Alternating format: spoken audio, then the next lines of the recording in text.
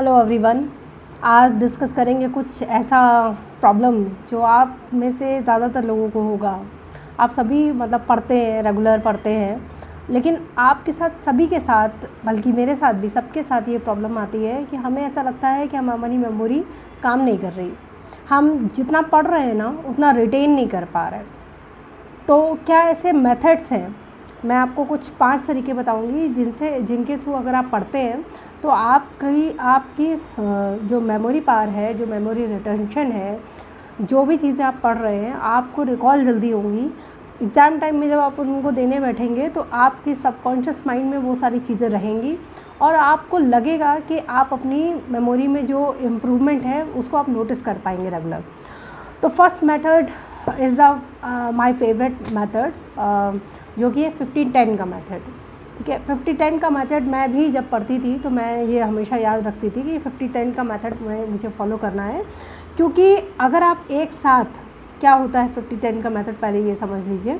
50-10 का मेथड कि अगर आप 1 घंटे पढ़ रहे हैं तो आप 1 घंटे में आप 50 मिनट पढ़ेंगे और ख़ुद को 10 मिनट्स का ब्रेक देंगे। ये मेथड आपको सुनने में बहुत नॉर्मल लग रहा होगा, आपने कई सारे लोगों को और भी डिस्कस करते सुना होगा, लेकिन ये मेथड एक्चुअल में वर्क करता है। आप अगर 2-3 घंटे, 4 घंटे, 5 घंटे आप रेगुलर बैठ रहे हैं तो आप चाहे भले ही कितने भी कंसंट्रेट होकर के पढ़ रहे हों, लेकिन आपका माइंड कहीं ना कहीं थक जाता है और आप जो भी पढ़ रहे होते हैं एक्टिवली या पैसिवली, वो आपके माइंड में रिटेन नहीं रह पाता है। तो सबसे बेहतर ये मेथड है कि आप ऐसा करें कि आप अपने 50 मिनट का टाइमर लगाएं। ये काम मैं भी अपने प्रिपरेशन डेज़ में करती रही हूँ कि 50 मिनट का एक टाइमर लगाया और फिर उसके बाद 10 मिनट का, जब 50 मिनट मैंने अच्छे से पढ़ लिया, फिर उसके बाद मैंने 10 मिनट का ब्रेक लिया। 10 मिनट का ब्रेक लेने के बाद, इधर उधर करने के बाद, अपना थोड़ा बहुत फिज़िकल एक्टिविटी करने के बाद थोड़ा सा वॉक कर लिया, थोड़ा सा इधर उधर देख लिया। आपको बैठ के मोबाइल पे रील नहीं देखनी है, ये सबसे बड़ी बात है कि अगर आपने ये काम किया तो वो 10 मिनट्स का 1 आवर हो जाएंगे और आप 50-10 की जगह 50-60 वाले रूल में चले जाएंगे। तो ये रूल ना फॉलो करके आपको क्या करना है, आपको थोड़ा सा, आपने कुछ उठ लिया, आपने कुछ चाय पानी पी लिया, आपने कुछ फिज़िकल एक्टिविटी कर ली, ऐसा करके आप 10 मिनट बाद वापस अपनी टेबल पे आ जाएंगे और फिर आप फिर से 50 मिनट का टाइमर लगाएंगे। अगर आपको स्टार्टिंग में इस चीज़ पे दिक्कत आती है तो आप क्या करेंगे, 50-10 का रेशियो ना लेकर के 25-5 का रेशियो लग सकते हैं कि आप 25 मिनट बैठेंगे, 25 मिनट का टाइमर लगाएंगे और फिर उसके बाद 5 मिनट का ब्रेक लेंगे। ये टेक्निक भी उसी तरीके से काम करती है और ये स्टार्टिंग के लिए बेटर है। तो अगर आपको ऐसा लगता है कि आप बहुत ज़्यादा कंसंट्रेट होकर नहीं पढ़ पा रहे हैं या जो आप पढ़ रहे हैं वो कहीं ना कहीं आपके माइंड में रह नहीं पा रहा है, रिटेन नहीं कर पा रहे आप उसको, तो आप इस मेथड को यूज़ कर सकते हैं।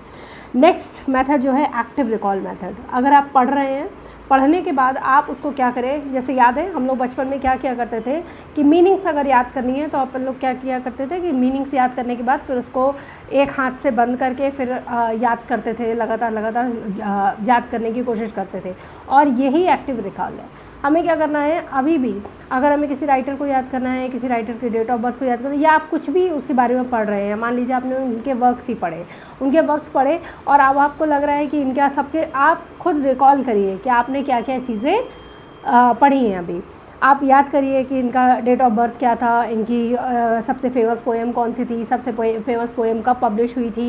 ये सारी चीज़ें जब आप याद करेंगे तो ये एक्टिव रिकॉल का भी जो पार्टिसिपेशन रहता है आपकी मेमोरी रिटेंशन को बढ़ाने में, वो बहुत अच्छा रहता है और इससे आपको बहुत ज़्यादा फ़र्क दिखेगा अपने, और बहुत बार आप चीज़ों को रिकॉल कर पाएंगे और आपको फ़र्क दिखेगा।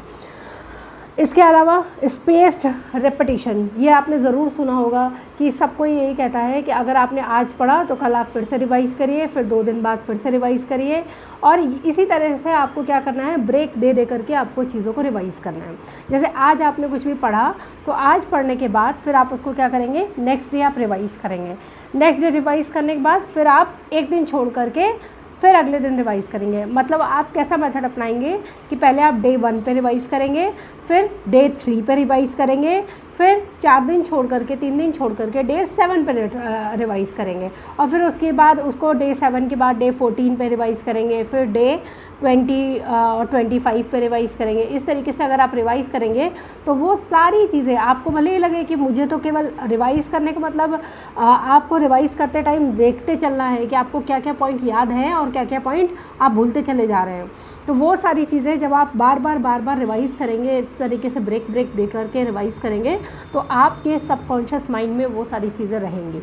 और एग्ज़ाम टाइम में आप मानिए या ना मानिए, आपकी कॉन्शियस मेमोरी से कहीं ज़्यादा काम आपकी सबकॉन्शियस मेमोरी करती है। क्यों ऐसा कहते हैं कि आपको प्रीवियस ईयर क्वेश्चन बहुत बार लगा के जाने चाहिए? क्यों ऐसा कहा जाता है कि आपको मल्टीपल चॉइस क्वेश्चन बहुत बार करके जाने चाहिए? क्यों? क्योंकि ताकि आप एग्ज़ाम में जो आप एलिमिनेशन मेथड यूज़ करते हैं वो एक्चुअल में कब यूज़ हो पाएगा? जब आपके माइंड में चीज़ें हों। अगर आपको 4 ऑप्शन है, 4 में से 3 ऑप्शन का आपको अता पता ही नहीं है, तो आप एलिमिनेशन मेथड नहीं लगा पाएंगे। लेकिन अगर आपके सबकॉन्शियस माइंड में कुछ काम कर गया ना, तो आपको नहीं पता कि आपको वहाँ पे कौन सी चीज़, क्या चीज़, जैसे आपने रिवाइज़ करते टाइम बार रिवाइज़ करते टाइम जो याद की है वो कैसे लिंक होकर के आपको नज़र आ जाएगी और आप उसको क्या कर देंगे, सही टिक करके चले आएंगे। और आप यकीन मानिए कि इस मेथड से बहुत सारे लोगों का एग्ज़ाम क्लियर होता है। ठीक है। इसके अलावा एक मेथड और है, ब्लर्टिंग मेथड। ब्लर्टिंग मेथड क्या है? ये मेथड भी मेरा फेवरेट है। ये मैंने अपने ग्रेजुएशन के टाइम पे भी बहुत किया है कि मुझे क्या होता था ना, लाइंस याद नहीं होती थी। जैसे अभी भी हम लोग के एग्ज़ाम होंगे, DSSB का होगा, TGT का होगा, PGT के होंगे, तो लाइंस मुझे याद करने में हमेशा प्रॉब्लम रही है और बहुत ज़्यादा मतलब प्रॉब्लम होती थी। तो इसके लिए मैं क्या करती थी, एक तो ये काम करती थी कि कोई भी फेमस लाइन है, जैसे मान लीजिए मैकबेथ की लाइन है। मैकबेथ की लाइन तो खैर काफ़ी फेमस है, लेकिन आप एक एग्जाम्पल की तरह समझिए कि अगर मैकबेथ की लाइन है और वो मुझे याद नहीं हो रही, तो मैं उनका कीवर्ड लेके चलूँगी। ठीक है, कीवर्ड लेके चलूँगी, और अगर कीवर्ड लेकर के चलूँगी और उससे भी मुझे याद आ जाएंगी एग्ज़ाम के टाइम पे, प्लस मैं उनको लिख करके देखूँगी। तो ब्लर्टिंग मेथड क्या है कि आपने जो भी पढ़ा है, आपको जितना भी रिटेन हो पा रहा है उसको आप लिखें। आप लिख करके देखें कि मैंने जो पढ़ा वो मुझे एक्चुअल में मैं उस पर काम कर पा रहा हूँ या नहीं कर पा रहा हूँ, मैं उसको ठीक से याद कर पा रहा हूँ या नहीं कर पा रहा हूँ। और जो पॉइंट आप भूल रहे हैं ना, वही आपकी वीकनेस है, उसी को आपको बार बार रिवाइज़ करना है। इवन जब आप स्पेसिंग मेथड का यूज़ करेंगे, तो आप स्पेसिंग मेथड के पहले आप ब्लर्टिंग मेथड का यूज़ करेंगे, ताकि आप ये देखें कि आप लिख पा रहे हैं, जो भी टॉपिक आप पढ़ रहे हैं, कि आप उसको लिख पा रहे हैं, लिखते टाइम आपको कौन कौन सी चीज़ें याद आ रही हैं, या और जो चीज़ें आप भूल रहे हैं, बस वही चीज़ें आपको स्पेसिंग मेथड में आपको दोबारा याद करनी है। ठीक है। इसके बाद एक और है फिनमिन टेक्निक। फिनमिन टेक्निक क्या होती है कि आपने जो पढ़ा वो आप किसी और को समझा दीजिए। This is the best method I think कि और आप तो वैसे भी टीचर बनने वाले हैं। हम लोग ऑफकोर्स टीचिंग प्रोफेशन में आने के बाद ही मुझे पता लगा कि कितनी सारी चीज़ें हैं जो हम लोग सोचते हैं कि नहीं ये तो मुझे बहुत अच्छे से आता है, इसमें तो कोई भी मुझे फेल नहीं कर सकता। लेकिन कई बार छोटे से बच्चे भी होते हैं और वो आपसे ऐसा सवाल पूछ लेते हैं कि आप कंफ्यूज हो जाते हो कि अच्छा इसका क्या आंसर होना चाहिए, अच्छा इसको कैसे सॉल्व करना चाहिए, या इसको मैं किस तरीके से समझाऊँ कि इसको ये समझ में आ जाए। तो जब आप एक्सप्लेन करते हैं ना उसी चीज़ को, तो आपके माइंड के भी जो भी डाउट होते हैं वो क्लियर हो जाते हैं। तो ऑफ़ कोर्स आप अपने प्रिपरेशन टाइम पे हैं, आप 4 दोस्तों का ग्रुप बना सकते हैं। आप ऐसा कर सकते हैं कि 4 दोस्तों में 4 टॉपिक बट गए, और उसके बाद फिर आपस में एक दूसरे को वो समझा सकते हैं। जैसे कई सारे फिगर ऑफ स्पीच होते हैं जो आपको कंफ्यूज करते हैं, तो अब कंफ्यूज करने वाले जो भी फिगर्स ऑफ स्पीच हैं, आप उनको क्या करें, अपना 3-4 दोस्त मिल करके अपने अपने टॉपिक डिसाइड कर लीजिए, और फिर उसके बाद क्या करिए, उसको आपस में एक दूसरे को समझाइए।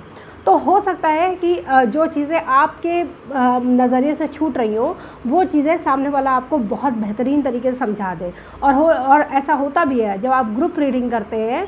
अगर आप सिंगल रीडिंग कर रहे हैं तो भी कोई दिक्कत नहीं है, आप ऐसा भी कर सकते हैं कि आप खुद को भी समझा सकते हैं एक बार, है ना, कि अगर आप एक इमेजिनेशन कर सकते हैं कि अगर मुझे यही चीज़ या यही बात मुझे किसी को समझानी हो तो मैं कैसे समझाऊंगा। ठीक है। तो इस तरीके से जब आप पढ़ेंगे तो आपको ऑफ कोर्स आपकी ये मेमोरी रिटेंशन में काम आएगा ये आपकी।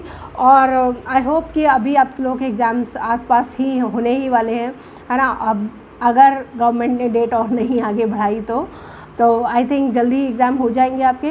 तो यूपीटीजीटी में आपको क्या करना है, ये आप अब तक आई थिंक कि आपका पूरा सिलेबस जो है आपने ऑलमोस्ट कवर कर लिया होगा।